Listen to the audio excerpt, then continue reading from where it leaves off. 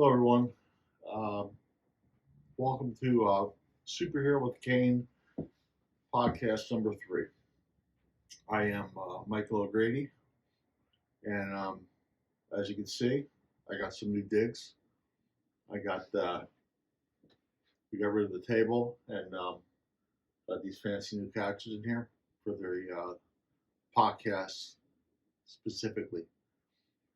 If you ask my wife, she'll say it's for her own comfort, but for me, I'm going to say it's for the podcast. We'll go with that. So today, what we're going to talk about with is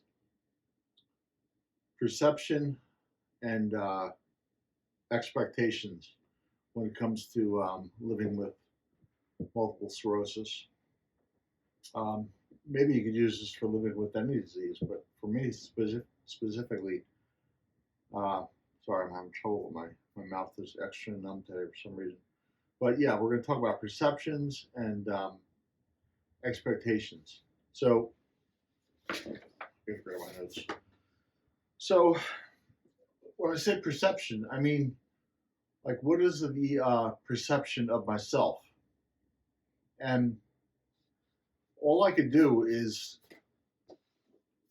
look at from before I was diagnosed, symptom increase to after I was diagnosed to, misdiagnosis to living with this crap now.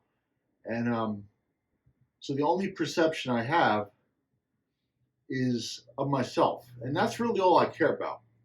I realize, other people look at me and they see me come walking with the cane and the walker, and I look like, Frankenstein or some kind of an idiot about to fall down. I really don't give a fuck about that. All I care about is how am I doing? And this is like, I'm told by other people with MS, I'm told by therapists I talk to, don't compare. I'm sorry, it's natural to compare. So I'm comparing to other people that have, I'm not stupid. I understand that I can't compare to somebody with relapsing remitting that's 20 years younger that just got diagnosed and they're still weightlifting, mountain climbing, bike riding, running, etc. But what I can do is I can compare to people with primary progressive MS. So it can be perception, could be pretty challenging. I would sit there and I go, all you do is you sit there, you look at how your body is kind of deteriorated, and how your symptoms get worse. And I'm not saying that to be a bummer, but there are people with primary progressive MS I know that are in wheelchairs or pretty much paralyzed, have all sorts of procedures just so they can go to the bathroom. I know some people with primary progressive MS that aren't even using a cane yet, just got diagnosed. So I always wonder, like, I'm very interested in what this disease brings, and it's easy to get down on yourself. And everybody has a different life, and so sometimes, I'm big on social media. I'm always looking at other sites. So I remember not too long ago, I'm looking at a site, and there's a woman that posted, and she, I don't know how old she was. She was living with MS. I don't even know what type of MS she had, but she had to move into a shelter with her daughter. And her goal was, how can I just live, get through my day with the symptoms she was having, and get her daughter into a school that was in a nearby shelter. I couldn't even imagine doing that. I mean, me and my wife and the kids, we had to move. It'll be 5 years in May. We had to move out of our house that got foreclosed on, and our goal was to, move into a neighborhood where the kids would still be able to go to the school they were going to. We were in the same town. Um, we had access to, their friends and and rides, things like that. So that was our goal. But this woman, she's sitting there trying to deal with the symptoms of MS, and from what she described, it sounds like she was really pretty ridden with symptoms.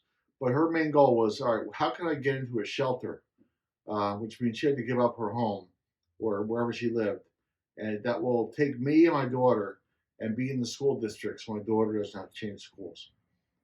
I I couldn't imagine living with that or having to make that decision. I mean, that is it's disgusting.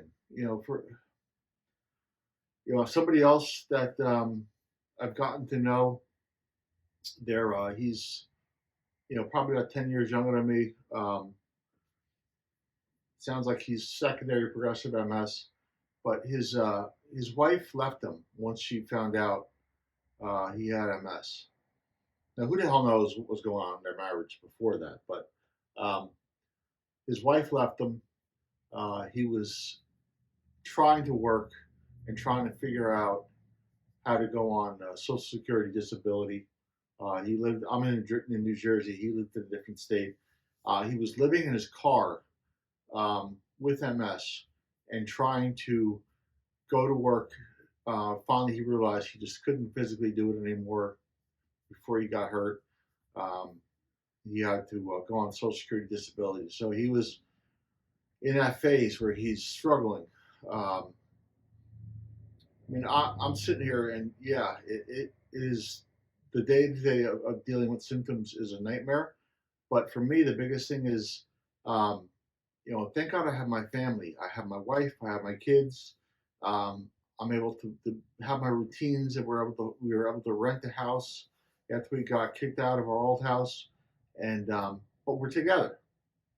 I couldn't imagine this poor man doing this by himself, and there are many of you that are doing this by yourself. Um, I met somebody else a few years ago who was a woman dealing with symptoms. She had to go on disability. She had no family, and she was living in a room with a relative, basically renting a room. Um, and just the person did not understand. If you don't have a MS, you do not understand the cognitive, the fatigue, the stuff that you go through sometimes. So the woman did not understand why this person was not out working. She didn't understand cognitive disability and things like that. So I guess perception. I guess I got it pretty good. Yeah, it sucks. I mean, living with this disease, but it could be a lot worse. And I say that everything's relative. I come from uh, my background where I just had to work my ass off, and that's how I wanted to provide for my family, and that's what I use as the benchmark. As the harder I worked, the better I could do for my family, and that got taken away. So that sucks. But my at least my family is still with me. I'm not saying that to make anybody that does not have family feel bad. I'm just saying it because it is what it is. I guess, and once again, it's comparing, which I know you're not supposed to do, but fuck it, it is what it is. That's what I do. I am a pain in the ass. Just ask my wife. I analyze the crap out of too many things. I got too much going. Left brain, right brain. I am too much left brain sometimes. I just friggin' learned how to meditate and learn how to calm down. And I'm trying to be more right brain, I guess, because I analyze too many things. I got numbers going through my head. I got questions about my questions, and that's just me. It's the way I am. It's the way I operate. So perception, yeah, it sucks. I fall down. I need a walker. I need a cane. I have to sleep, a lot during the day, and I've got this fatigue. As I'm talking to you, half my face is numb. But at least I got my family and I got my wife, so I guess I'm doing pretty good. Um, the other thing I want to talk about How was that? Is that okay? Yeah. Okay. Once again, I'm checking with my producer, Michael Green Jr. Um, the other thing I want to talk about was expectations. Um, it's funny because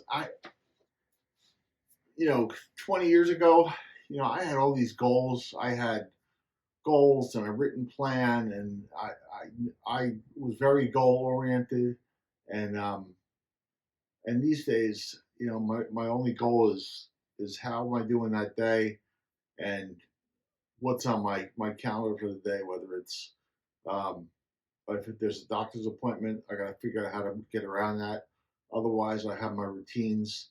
But my goal is how can I get through my day the best I can that'll help my family with what they need, whether it's making dinner, making lunches, just being there for support for the kids or for my wife. Um, and expectations, you know what?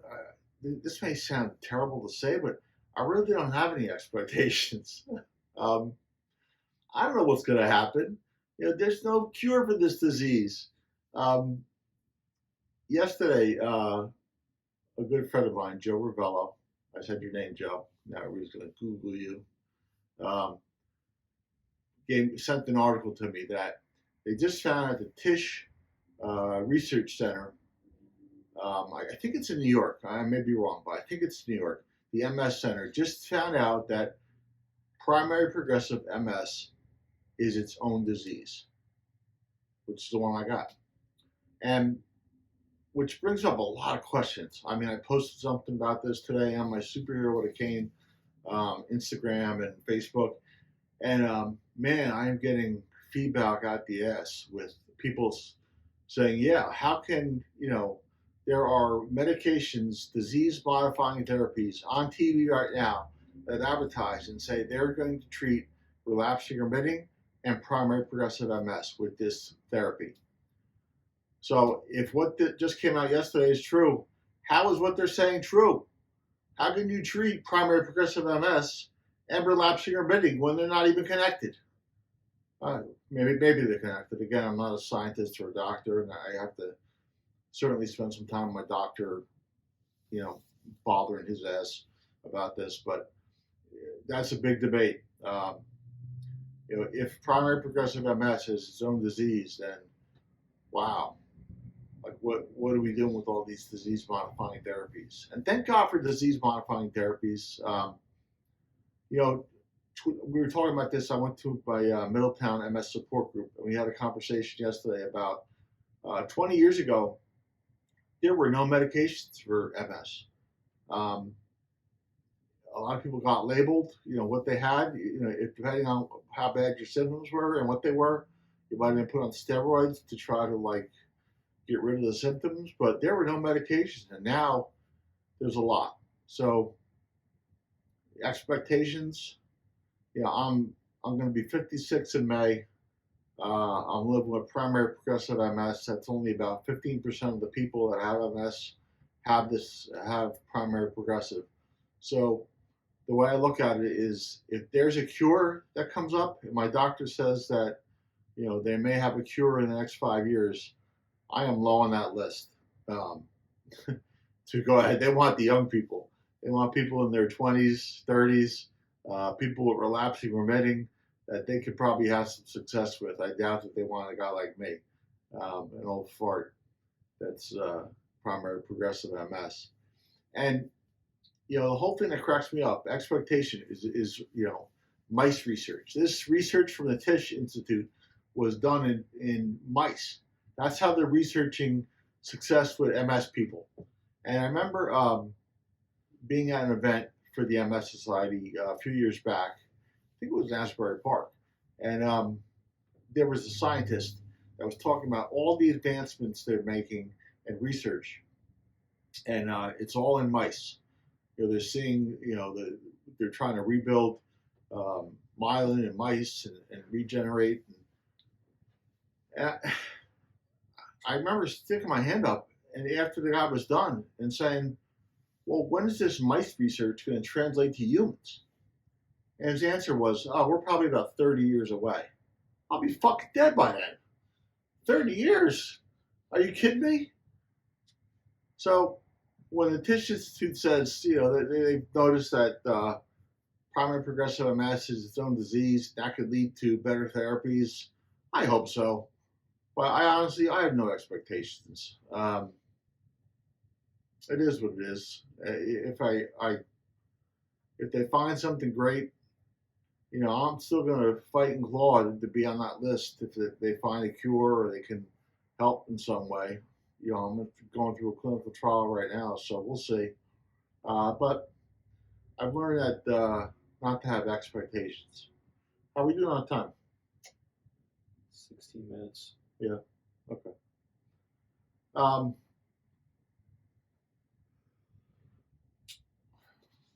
look at my notes. What else do I want to talk about? Study, mice research. I cursed a couple times. I got some feedback yesterday at my MS support group that I might want to tell people there's some profanity being used in this podcast. So, I don't know. I just talk.